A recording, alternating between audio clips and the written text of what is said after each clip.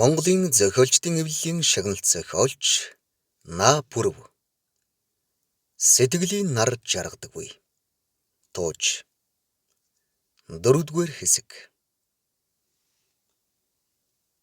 Над руу техний эзэн ирж явна. Усан цэнхэр даашинцтай. Гадуур нь цайвар цамцамсан энгэрийн задгайл нь тавьжээ. Оймсгүй хөлөндөө пүү зугалсан байв. Бөөрөнхийн нүд нь чаал охиных шиг харагдана. Баруун гартаа барьсан түлхүүрээ жингнүүлв. Өнөөдөр ажиллахгүй гэж байгаа бололтой. Гадаа гартал намайг төрүүлээд явж бай. Гаамаа яасан бэ гэж байв.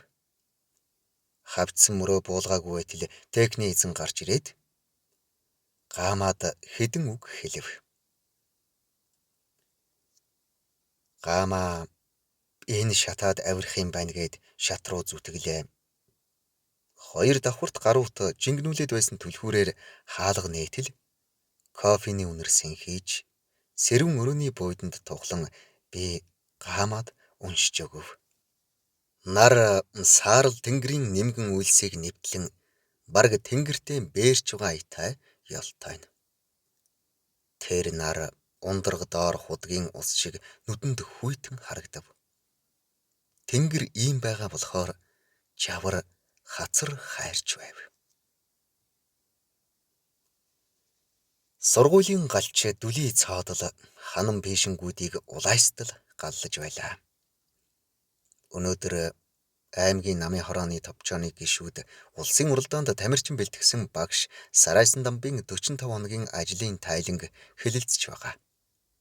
Бүх үнэнг бичсэн. Чи ямар нэг зүйлийг нуусан уу гэж яавч л надаас асуухгүй.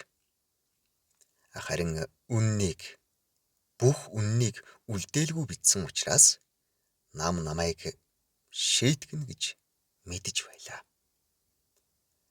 Хамгийн хатуу алдаа Гаамааг би өөртөө сайн болгосон.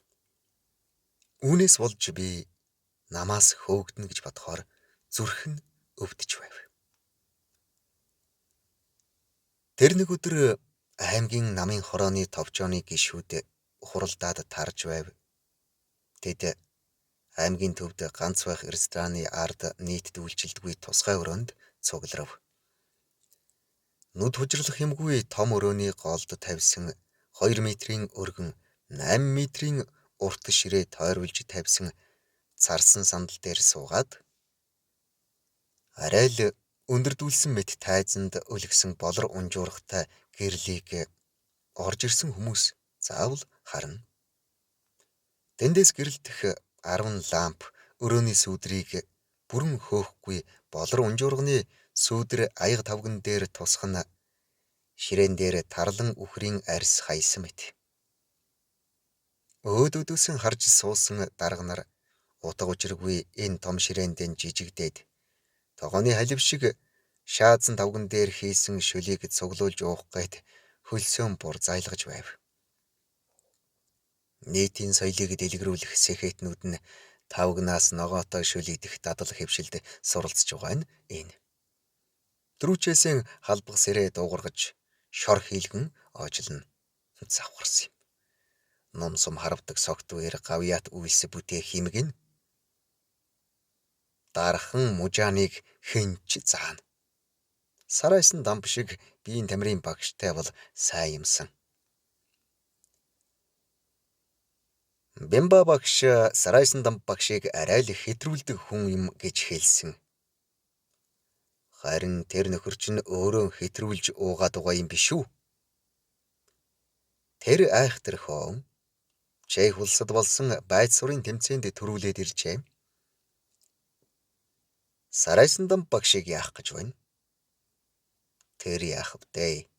Сарайсан дамб бол намд шалгагдсан биш, итгэгдэж байгаа гişүү.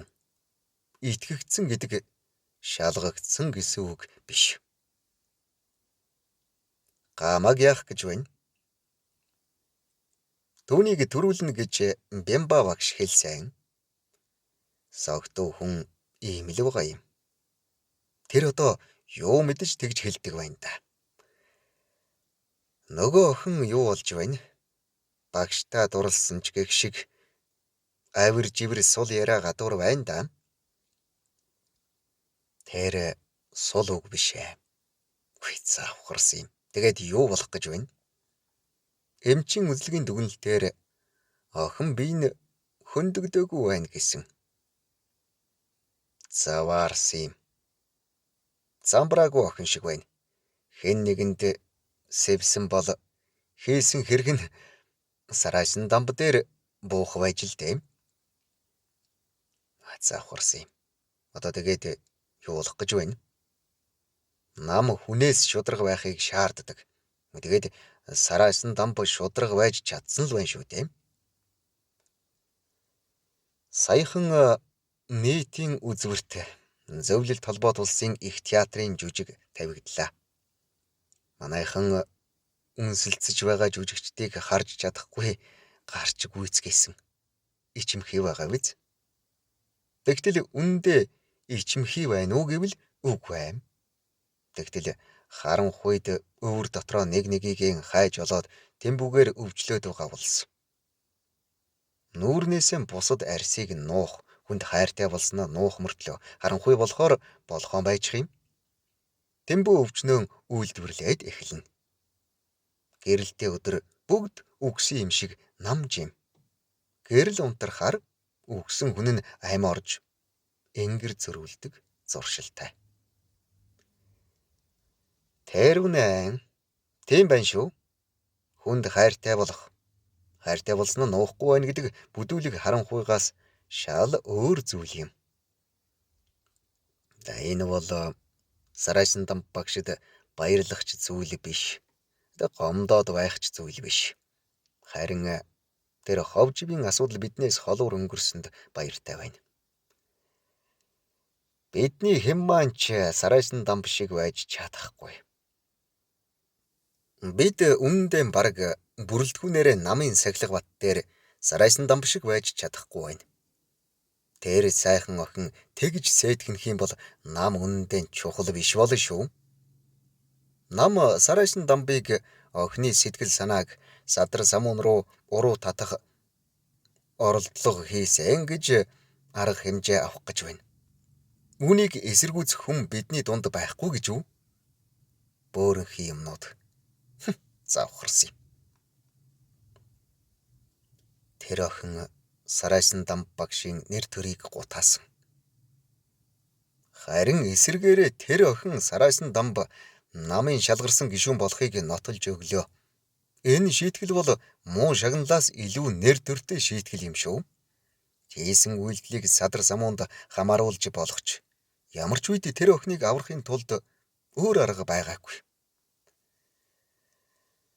Хэрвээ тэр охин амжилт гаргахгүй бол сараасан дамбыг намын гишүүний хариуцлага алдсанд тооцно гэсэн байгаа. Сэтгэл зовнилыг туулахгүй бол манлайлагч болж чадахгүй. Намын шүүмжлэл олон нийт юу мэдж байна гэдэг дээр л гарсан. Гамаа бол зүгээр нь хэцүү биш, хэцүүгээс хэцүү хүүхэд. Хүнийг ямар ч эрсдэлд оруулж болно. Түүнийг сайн тамирчин гэдгийг Бямба багш бүх хүүхдүүд дотроос үе мөч өвчүү цээжний хэмжилт хийж гаргасан. Сэтгэл зүйн судалгааг бага ангийн багшаас авч сэтгэлийн хөөрөл ихтэй гэсэн дүгнэлт гаргасан юм. Сараасан дамб багшийн хувьд түүний намын ажлын тайланд миний шударга зам бол миний хувийн өмч гэсэн өгүүлбэр байгааг энэ хүний тухай тайлан бичсэн товчооны гишүүд хэд хэдэн удаа жишээ татжээ. Гамаатай ажилласан тайланда сараасан дамб оч үсрэвэл гал гарах тохиолдол дээр сүүлийн саруудад ажилласан. Харин голын мэс дэлбэрэхэд живж болох байсан. Жонноос зугтсан айснаас болоогүй ингэж зугтахтаа Гамаагийн хурдыг хэмжиж амжсан гэжээ. Чон бол Гамааг хурдаа хижээж гаргахгүй болохоор бодож олсон бяцхан зайл байж. Тайлангийн шүүмжлэл хээр хамт хонсон. газар гэр барьсныг сэжиглэхгүй орхиж болшгүй нь гэж тэмдэглэжээ. Нэгдүгээр дарга цохолт хийхдээ сэжиглээд хэрэггүй. Нөхөр сарайсан дамба шударга зангаасаа болж өөрийгөө маддаг хүн. Энэ хүнийг өөрийгөө шүүсэн шүүхээр өөрийг буруутгаж болохгүй. 1963 оны 1 сарын 22 гэж бичээд нэгдүгээр дарга гарын үсэг зурсан байв. Хаамаг дасгалжуулахад дасгалжуулагч багшийн дээд чадны боловсролд бие даан суралцсан сэтгэл зүй эмчилж совилох анхан шатны мэдгэдэгхүүнийг бие даажлан эзэмшив.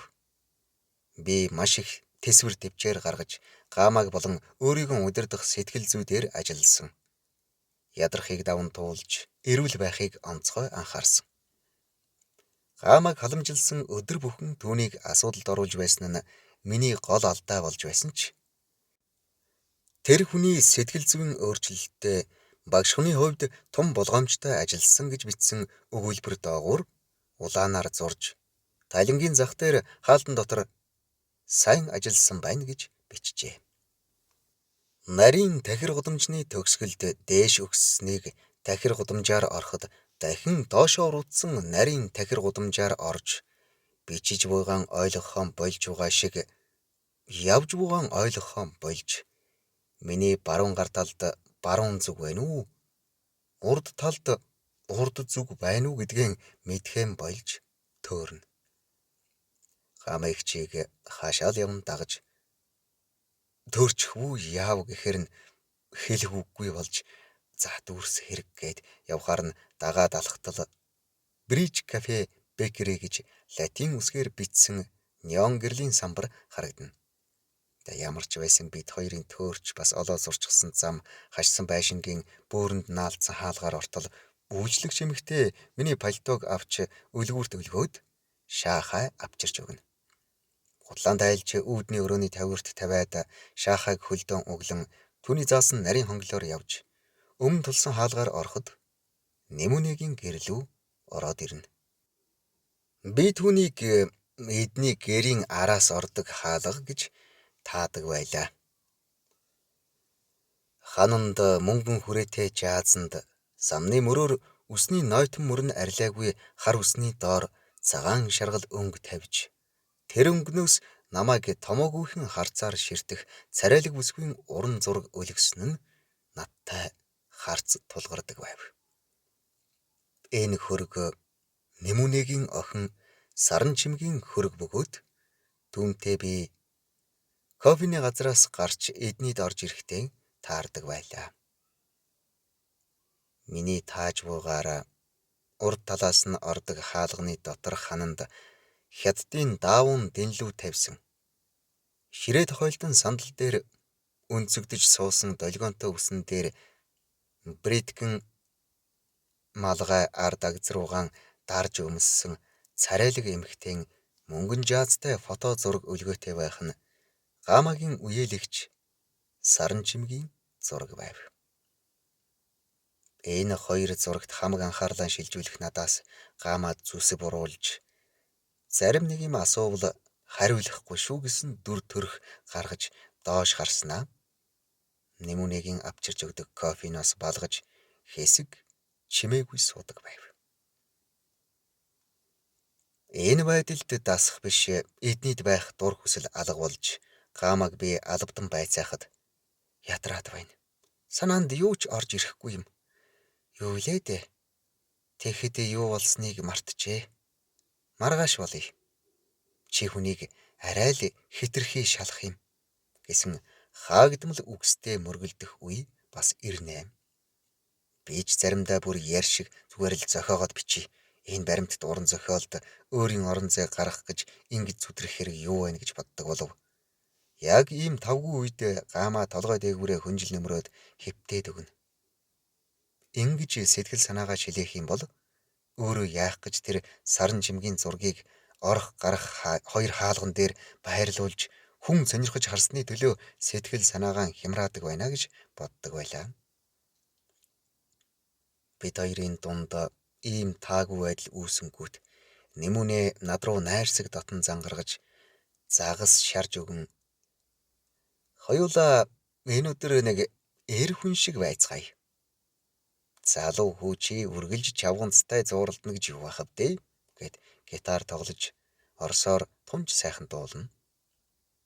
Тэр надаар дамжуулж хамаагийн сэтгэлийг хямралаас гаргах уран арга болохыг сүүлдийн ойлгон энэ чавганцыг баяр хөөртэй байлгах гэж чөргөр туранхай биедээ байгаа бүх хүчээр шавхдаг Нэмүнийг их өрөвдөх болов. Тэр хавар ойр ойрхон бүлээн бороо цутгаж яргай хулс тоорын модны навчин дээр одод буусан юм шиг усан туслууд гялтханж байдгсэн.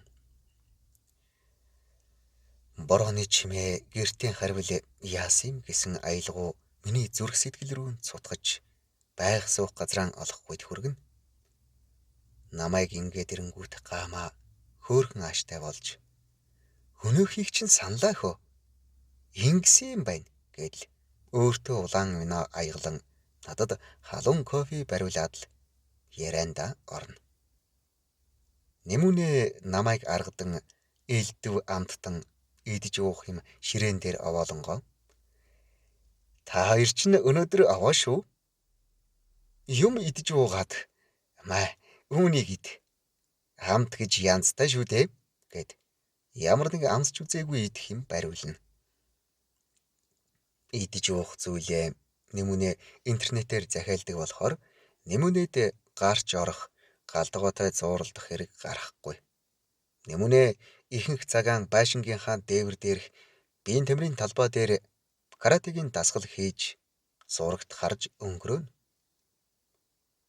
Хоолны ширээн дээр байнга вино, виски, цагаан арх тавьж намайг уухгүй болохоор ёс төдийхөн амсна.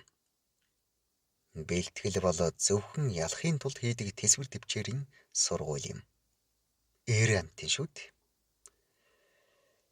Энэ охин надад сайн болж гээд бэлгийн сэрэлдээ хөдлөгдсөн бол бид хоёр тамирчин болох зорилго нураад нууц амаргууд юм уу?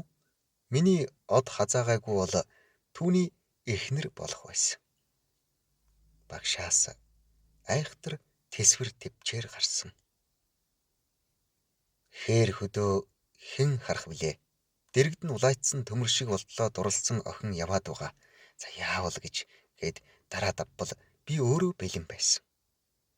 Хамгийн аимшигтай нь ямар ч эр хүн төвчин барьж дийлэхгүй бэлгийн сэрлийг багш даван туулж чадсан. Би сарайсан дам багш жинхэнэ багш байсан гэдгийг нотлох гэж хувийн нууцаа дэлгэлээ.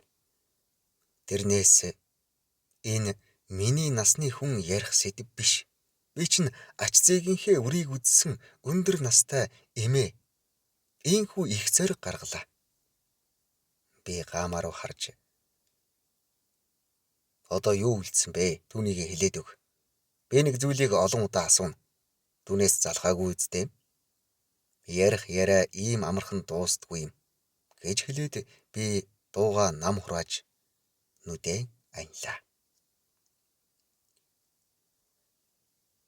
Тэнгэр бүүдийсээр хар үлс өтгөрөн том ширхэгтэй цас хаялав. Цаг агаар ийм байгааг харгалзалгүйгээр биднийг тэшүүр дээр нь гаргаж уралдааны тойрогт орлоо. Цас нүүрэн дээр хайлан жаварт тэсхийн аргагүй хорсгож байлаа.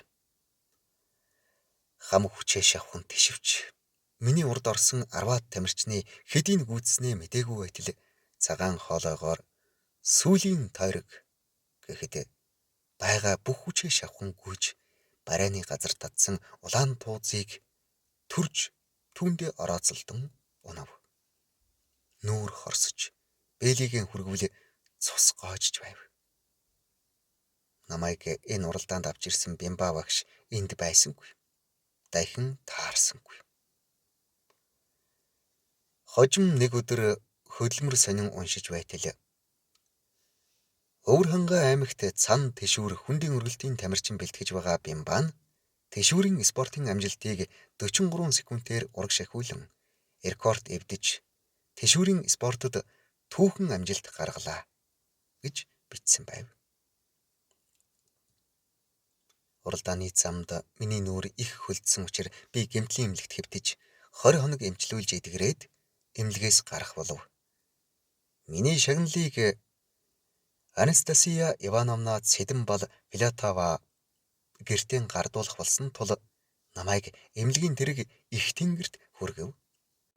Үүдэндээ цэргээр хамгаалуулсан хүүхэд доогуур нь мөлхөөд орохоор том зайтай хүн дээгүүр нь алхаад гарахаар намхан шургаагийн хашаан дотор том цагаан гэр байна.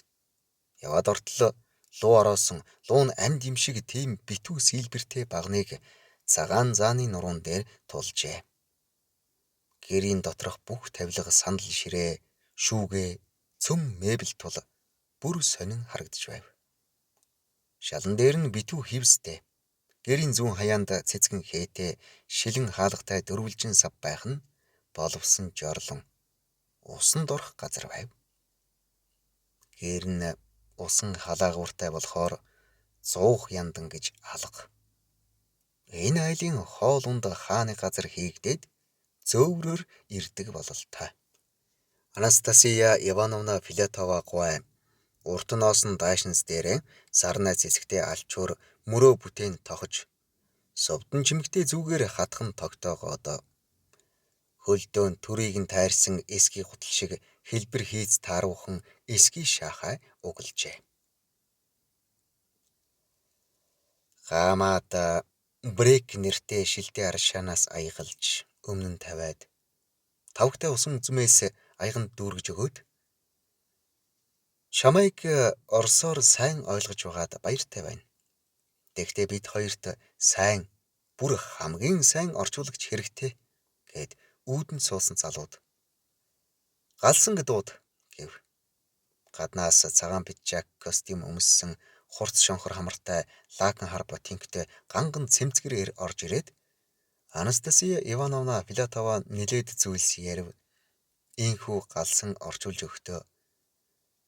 Галсантай ойрхон байгаарай гэж Филатовагийн үгийг гойвуулж орчуулад Гамагийн хэлсэн үгийг Анастасия Ивановна Филатовад орчуулахдаа би галсантай ойр дотн баймаар байна гэж огт хэлээгүй үгийг хэлтэлээ. Анастасия Ивановна Филатова гуай галсан. Чи бол давс. Энэ охин давсыг дангаар нь идэж чадахгүй гэд тас хөхөрлөө. Галсан тэр хоёрын дунд бол баг зэрэг яриа үүсв. Хоолнд давс идэг. Тэр давс хэтрвэл нохойч бас тоож идэхгүй. Уг нь би энэ хүүхдийг чамд даатгах гэж байсан бол одоо болох ёстой. Харин чи энэ хүүхдийг олж уулзах гэвэл сайн болохгүй шүү гэд Анастасия Ивановна Филатова нилээд хөндлөн аялгатайгаар үгээ нэг бүрчлэн зөөн монголоор ингэж ярив. Чи өнөөдрөөс эхлэн Улаанбаатарт амьдрна. Тэр дунд сургууль яах вэ?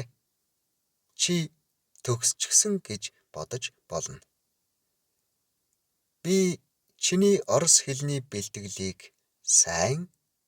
бүр сайн бэлтгэх өндөр хариуцлага бүхий даалгаврыг Улаан-Удэ хотын их сургуулийн захиралд өгчихсөн.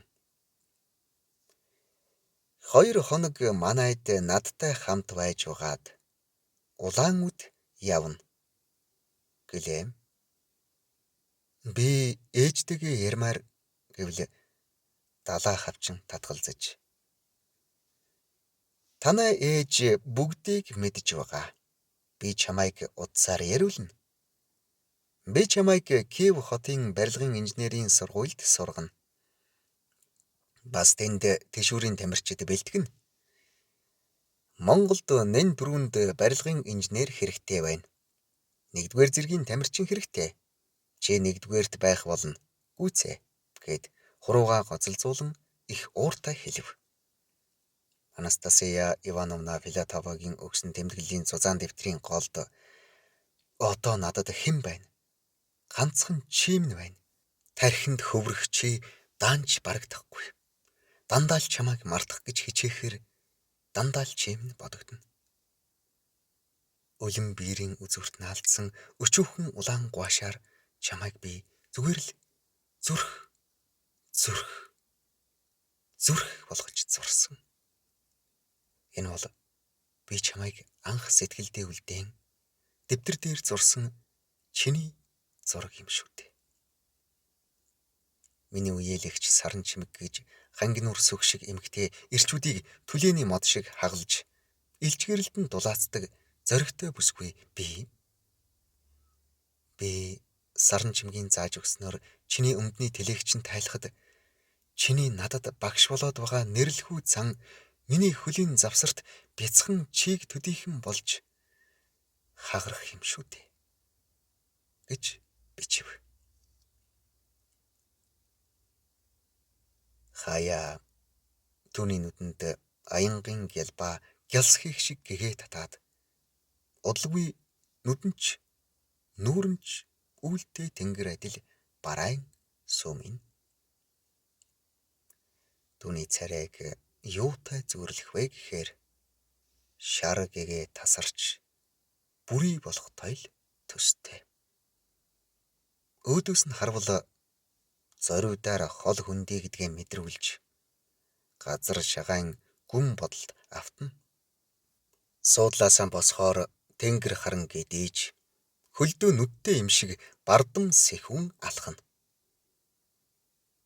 Гунигтай юмаа гэхэд зовлонгийн өнгө будаггүй сэхүүн бардам төрхтэй. Баяр жаргалтай хүн рүү гитээд уруулдан санаандгүй татсан зураастуудын инээмсэглэл байхгүй. Түүний доор зогсоход уран зургийн гуаш будаг сэнгнээд хачин сайхан. Ийм хүн олон байдгүй нь тун сайхан.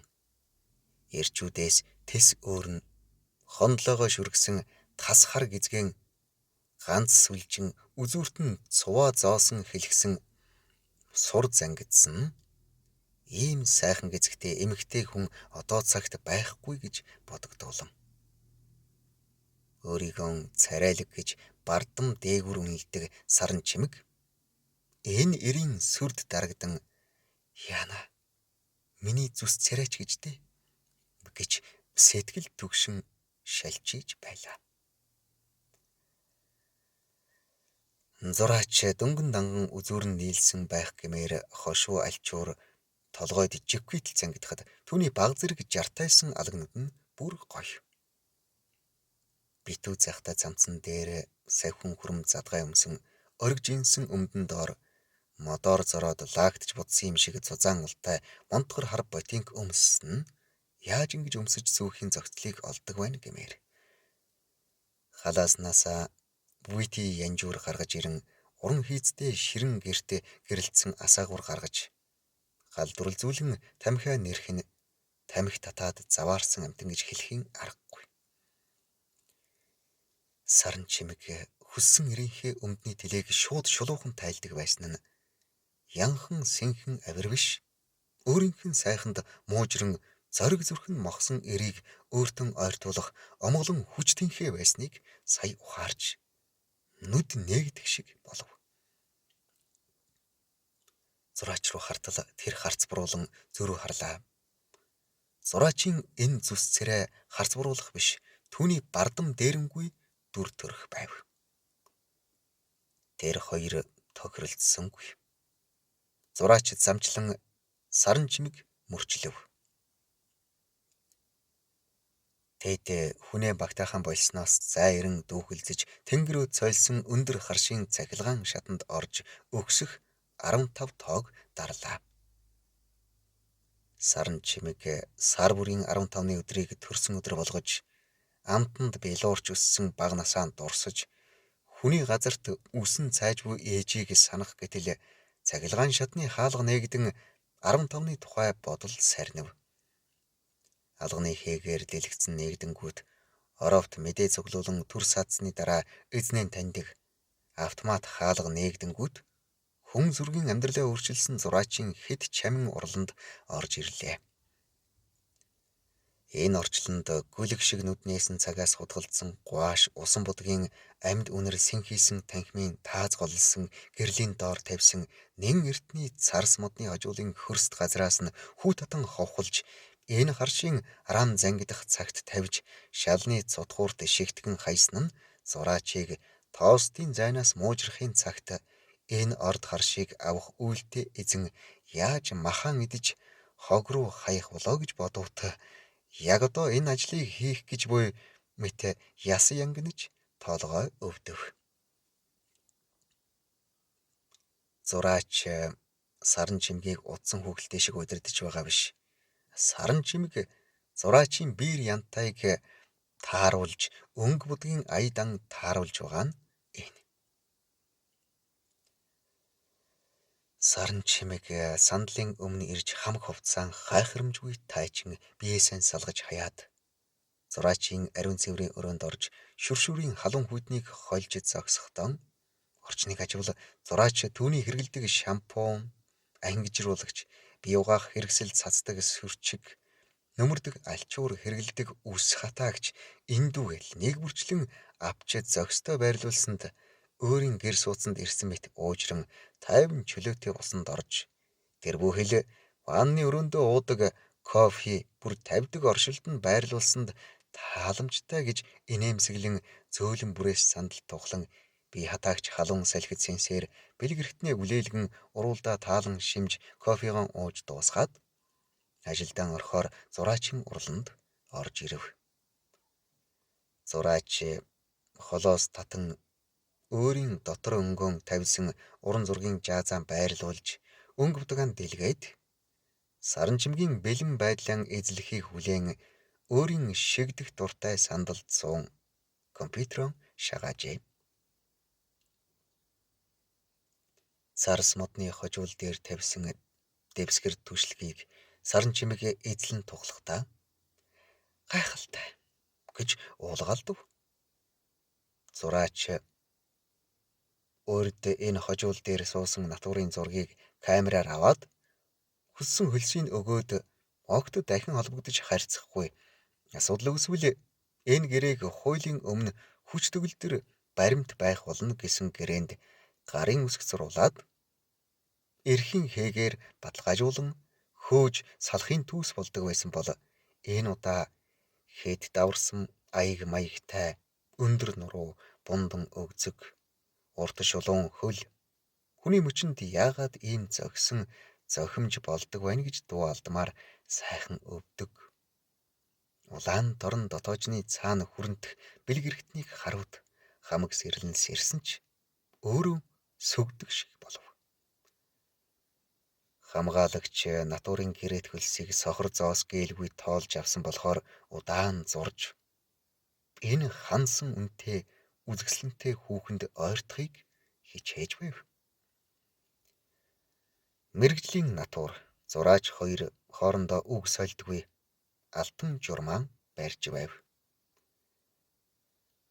Анх 13 наснаас уран зургийн академийн төгсөгчдийн шалгалтын ур чадварын натур болж дугуй заалны тайзан дээр тавьсан хагас хэвтэй сандал дээр дэлгэсэн торгон хүнжил дээр хөл алцайн цэцэг шиг дэлгэрч буй биеэн нээн хэвтгэд дөрмийн дагуу тэр олон зураачаас зүс царайг нь нууцлан хөшиг унжуулж билээ.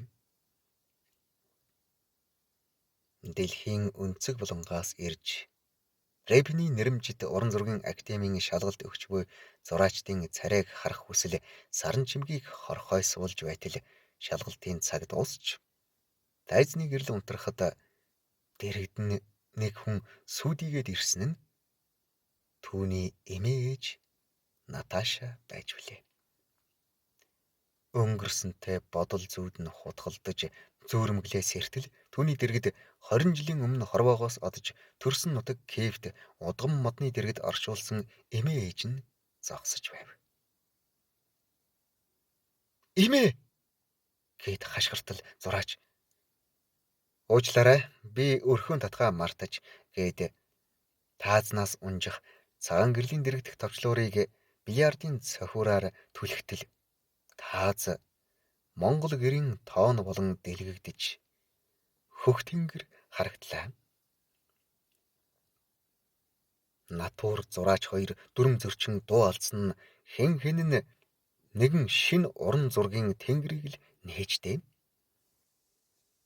Гамаа хадам ээжийнхээ хайранд өсөн ганц охиндоо нартын жамаас эрт бутсан саран чимэг эгчийнхээ нэрийг өгчээ. Монгол оронд буцна гэхэд эхнэрээ дагаж өргөмөл ганц хүүгээсээ хагацсан өрн эмтэрч буй хадам ээж Наташагаас ач охиныг салгаж авах зүрх зориг дутжээ. Техний ард богино ягаан Майк түүний доор хүйсэнд сухын тод улаан шортны дотор нил ягаан терконы гадуур бүдэг ягаан пүү зөмссөн 30 орчим насны задгай үстэй хүүхэн биднийг харж зогсно. Тэр хэн билээ гэдг нь хичнээн хөөрхөн байгаа нь бидэнд хамаагүй. Мөнгөнд төлөөд кофегон авч хамгийн ойрын ширээнд суулаа. Цагаан царай, цөөвн нүд, унжуу хамар гээд царай муутай ингэж бичгээс арай дээр санагдах Нэмүнэ техний ард байгаа бүсгүй рүү нуруугаан харуулж миний өдөөс харж суулаа. Нэмүнэ ертөнцийн царайлаг бүсгүйтэй амьдралыг туулж яваа гэж мөрийцвэл би энэ техэнд ойрхон ширээн дээрээс долларын саятан болж болохоор байлаа. Даанч би тэгж хүний амьдралаар тоглоом хийж чадахгүй хүн. Царайлаг төрсөн хүүхнүүд заяа нь хаяж гэж уулга алдмаар царай муутай ирчүүдийн эхнэр болсон байдаг л да. Гама ихчийг бусдаас харамлаж хардна. Түүнээс болж олон найзгүй байсандаа огт харамсдаггүй. Харамсмаар зүйлээсээ ч аз жаргалан олж төнхдөг.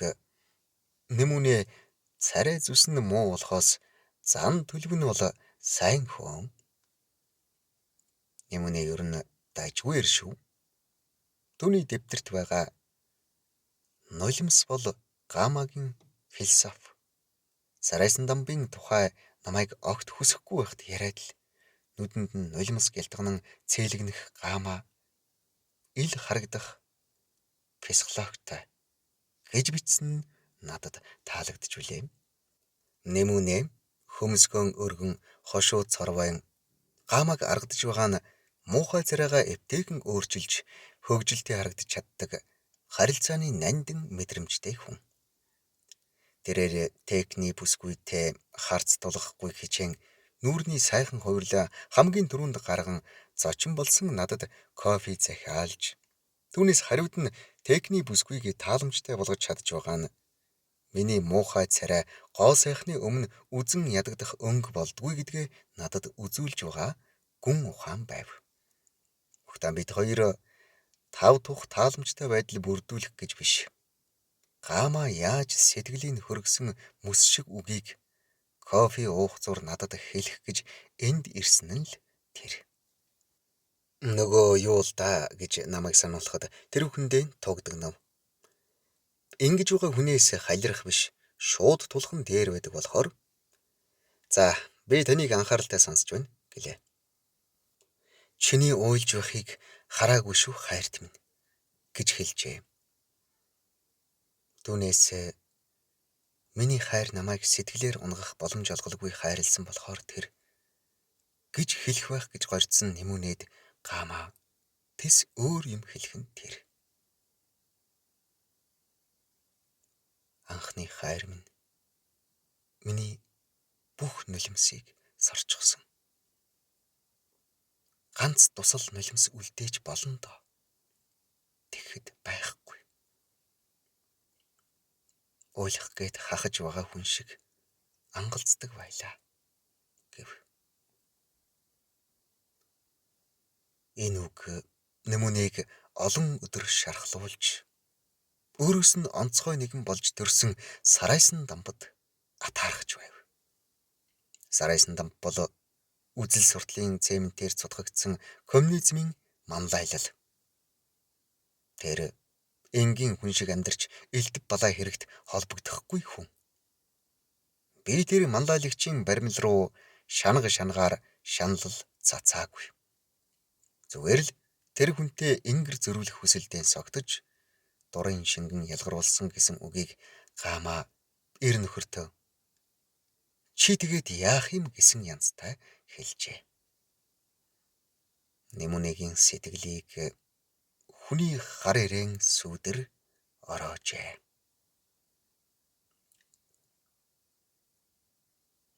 Нэмүнэ та тэгэхээр Сарайсан дамб багшийг үзэн яддаг байв уу? Үгүй ээ. Гаамаад гомдсон юм. Энэ үгийг соронзон хальсанд хуулж аваад эндээсээ явъя гэж шийдсэн тул бичиж дууслаа гэж хэлэх гээд гаамаа руу залгалаа. Чимээ байхгүй. Удаж удаж гүн санаалдаж байгаа түүний дүр утасны камерт орж ирв. Мэнд мэдэх байх гээд хүлээлээ. Мэнд мэдсэнгүй. Яах вэ? Энэ амьдралын хугацаанд би буруу зүйл хийсэн бол шийтгүүлэхэд бэлэн л байна. Харин над шиг алдаа хийж байгаа хүн би тэгээд юун дээр алдаад байгааг чи өөрөө мэдэхгүй л байгаа үстэй гэж алдаагаараа бардамнаад байдаг юм шүү. Би цоглог хөөрхөн байхдаа Сарайсан дамбад дурлсан. Тэр хүн намайг эр хүний нүдээр хараагүй. Би түүний сэтгэлд нэгдүгээр зэрэгт бэлтгэгдэж байгаа тэшүүрийн тамирчин байлаа. Намынхаа даалгаврыг биелүүлж байгаа ажлыг намайг хайрлаж халамжилж байна гэж буруу ойлгосон.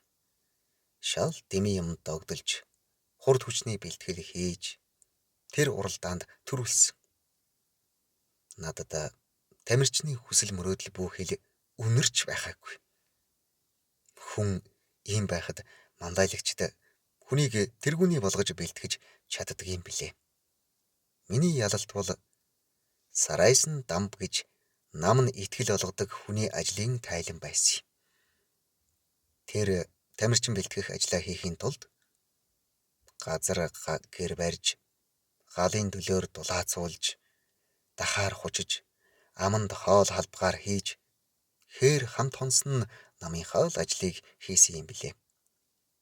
Нам мандайлагчаа ингэж л бэлтгэж байсныг одоогийн намын гишүүн залуустаа л үлдээж байгаа юм. Нам нь сонгуульд ялагдана гэдэг бол намд нь Сарайсан дамб шиг гишүүн байхгүй болохоор тэгж байгаа юм. Багш хүнийхэн хувьд Сарайсан дамб эх орондоо сурах эрмэлзэлтэй, биеийн эрүүл, ном эрдэмт төгс боловсралсан охид хөвгүүдийг бэлтгэсэн. Тэдний нэг нь би юм. Тэр олон мянган шавнар дотор нь яг над шиг байсан хүн чиний номыг уншаад багштаа ямар их төвчээр шаардсан зовлон байснаа ойлгож тэр хүнд зориулж зул өргөх байх та. Зул өргөөгүй байсан чи Сарайсан дамб багш зул шиг гэрэлтэй хүндээ гэж хэлв. Хормын дараа текн дээр нэмүнэ хумсаар товших чимээ гаргасан нь энэ кофений газарт уух хамгийн сүүлчийн кофег захиалж байв. Энэ газар бол Гаамаа бид хоёрын ирдэг кофений газар биш байв. Явахын урд өдөр текний эзэнтэй салах ёс хийх гэсэн миний хүсэлтийг Гаамаа зөвшөөрөв. Бид хоёр замдаа кофений газрын засвар дуусаагүй бол текний эзний мэнд мэдхээр хаалгын тогшно гэж ярьж явлаа. 4-р хэсэг төгсөв.